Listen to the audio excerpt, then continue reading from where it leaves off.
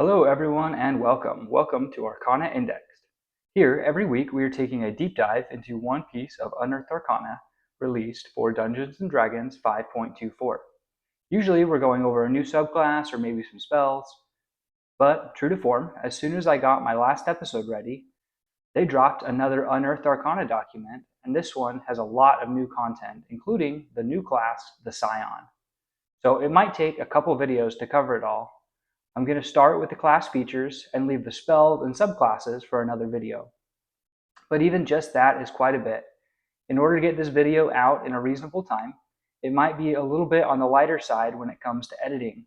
So I apologize in advance for any ums or ahs that make it through.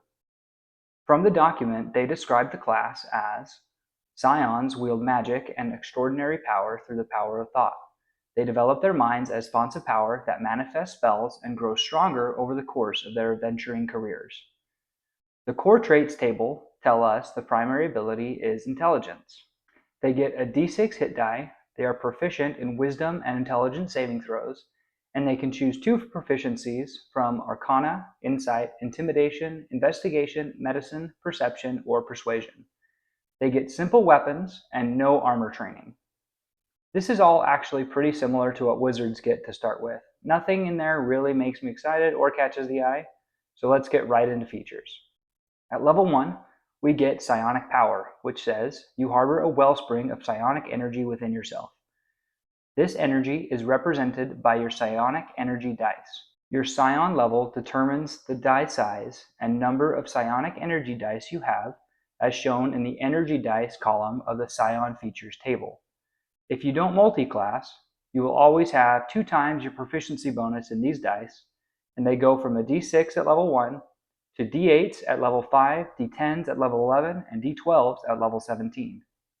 You regain 1 dice when you finish a short rest, and all of them when you finish a long rest. This is all pretty standard scaling for what we see in psionic subclasses, such as the Soul Knife Rogue and the Psi Warrior Fighter.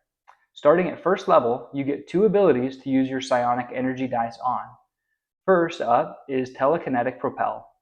This says, as a bonus action, choose 1 large or smaller creature other than you that you can see within 30 feet of yourself. When you do so, the target must succeed on a strength saving throw or be moved 5 feet straight toward you or straight away from you. Alternatively, you can roll 1 psionic energy die when you take the bonus action and the distance moved is equal to 5 times the number rolled. The die is expended only if the target fails the saving throw. Force movement is always really nice. Getting it as a bonus action is great. Getting to empower it to increase the distance is nice, but the way the feature is worded is a little strange. Usually, forced movement features say you can move a target up to a certain distance. This feature specifically says they move equal to 5 times the number rolled. Likely before publication this will be fixed, but either way at my table, I would allow a Psion to move less than 5 times the number rolled if they wanted to. Empowering your telekinesis should make you have more control, not less. This is a really good feature. It will mean that like the new monk or rogue, you should always have something to do with your bonus action. The second option for your psionic energy dice at level 1 is Telepathic Connection, which says you have telepathy with a range of 30 feet. As a bonus action, you can roll 1 psionic energy die. For the next hour, the range of your telepathy increases by a number of feet equal to 10 times the number rolled. The first time you use this bonus action after each long rest, you don't expend a psionic energy die. All other times you use this feature, you expend a die. I don't actually know how often the distance between having 30-foot telepathy and 90-foot telepathy is going to make. Either way, it isn't far enough to make a huge difference in a stealth mission. In a stealth mission, you probably need to be further than 40 to 90 feet away. I have to compare this to the Soul Knife version of telepathy, which has a distance of 1 mile. I do like that this is less limited in how many creatures you can connect with, and you can use it at the base level indefinitely, but its short or unreliable distance makes it more of a roleplay feature. For the record, if I ever play as a Psion, I am using this feature all the time, but it's going to be more of a flavor choice than anything else. Also at level 1, we get spellcasting. we get standard full spellcaster progression all the way up to 9th level spells. I'll go over the spell list in my next video, and I'll put the class table on the screen so you can see when you get additional spells and cantrips. You can only change out your spells when you level up, and whenever you cast your psionic spells, you can ignore any verbal or material components, unless there's a cost associated or the material components are consumed by the spell. Spellcasting without verbal or material components is really helpful, and will make it so there are no components for some of your spells, and therefore casting them should be undetectable. Hi, from the editing room. I just realized I totally forgot to talk about this feature, Subtle Telekinesis. It says, you know the Mage Hand cantrip, you can cast it without somatic components, and you can make the spectral hand invisible when you cast it. Mage Hand is one of my favorite spells. This will be a fantastic feature. Alright, back to the video. At level 2, you get Psionic Discipline. This says, you learn further psionic techniques that are fueled by your psionic energy dice. You gain 2 disciplines of your choice, and you can use only 1 discipline each turn and only once per turn, unless otherwise noted in one of those options. Whenever you gain a Psion level, you can replace one of your discipline options with one you don't know. You gain 1 additional option at Psion levels 5, 10, 13, and 17. Honestly, these psionic disciplines are kind of the meat and potatoes of the class, similar to how Warlock invocations work.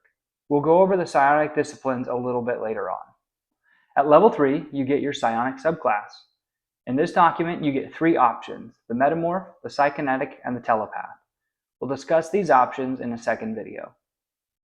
At level 4, you get a feat. At level 5, you get psionic restoration. This says you can perform a meditation that focuses the mind for 1 minute. At the end of it, you regain expended psionic energy dice. Once you use this feature, you can't do so again until you finish a long rest. Having more ways to get back your psionic energy will always be helpful, but remember, you also get a new psionic discipline and 3rd level spells all at this level. Level 6, you get a subclass feature. At level 7, you get Psionic Surge. This says you can push your psionic powers using your life force. After you roll 1 or more psionic energy dice, you can expend 1 of your hit dice and treat any roll of 1, 2, or 3 on those psionic energy dice as a 4.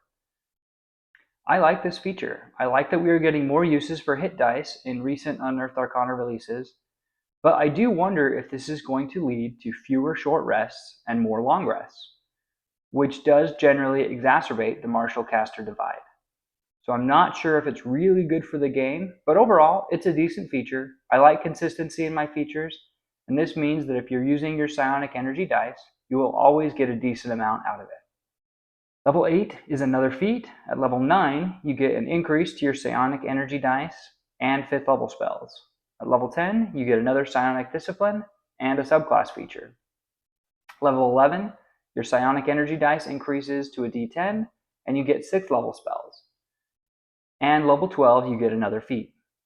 At level 13, you get another psionic discipline, and you get another 2 psionic energy dice uses.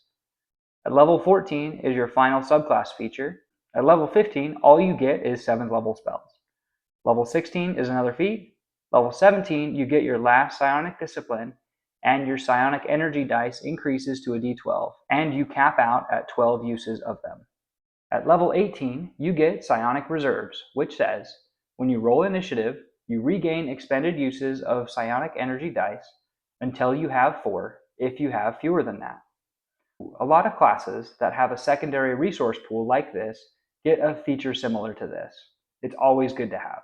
At level 19, we get our Epic Boon feat, and our capstone at level 20 is Enkindled Life Force. This says you burn your life force to achieve greater psionics.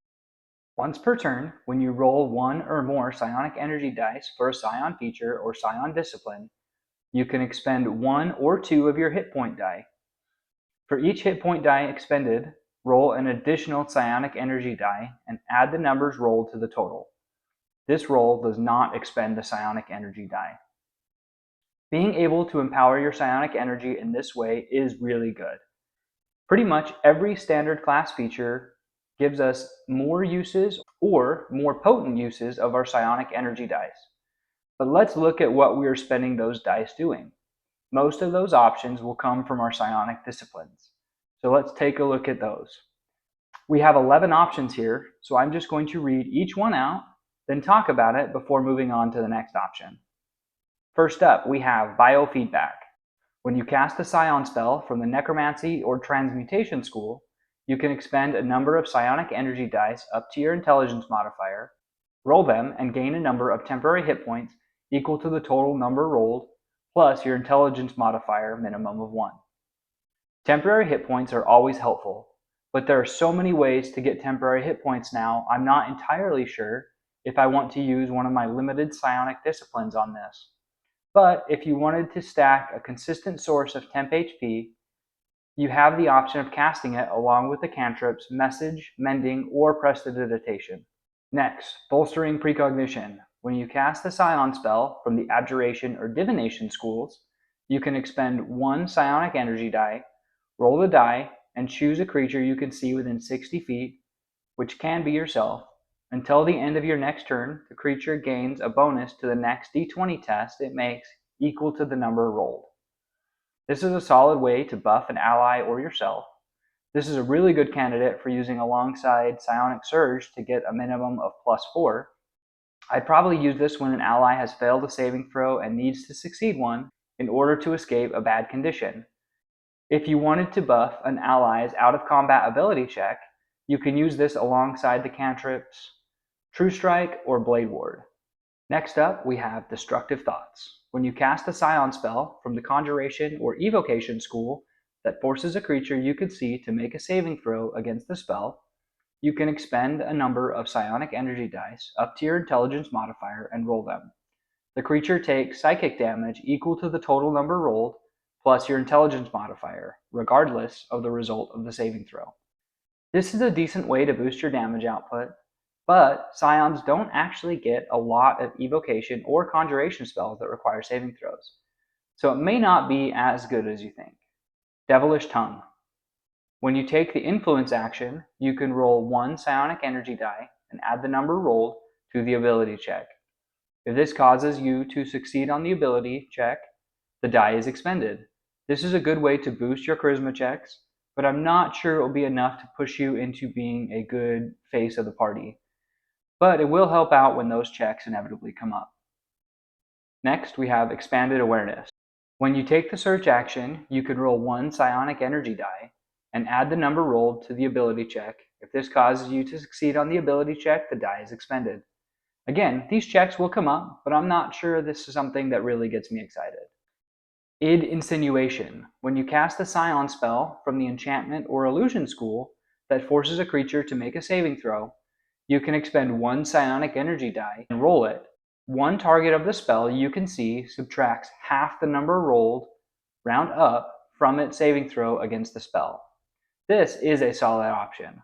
Lots of very good enchantment and illusion spells have important saving throws that subtracting anything from will definitely help.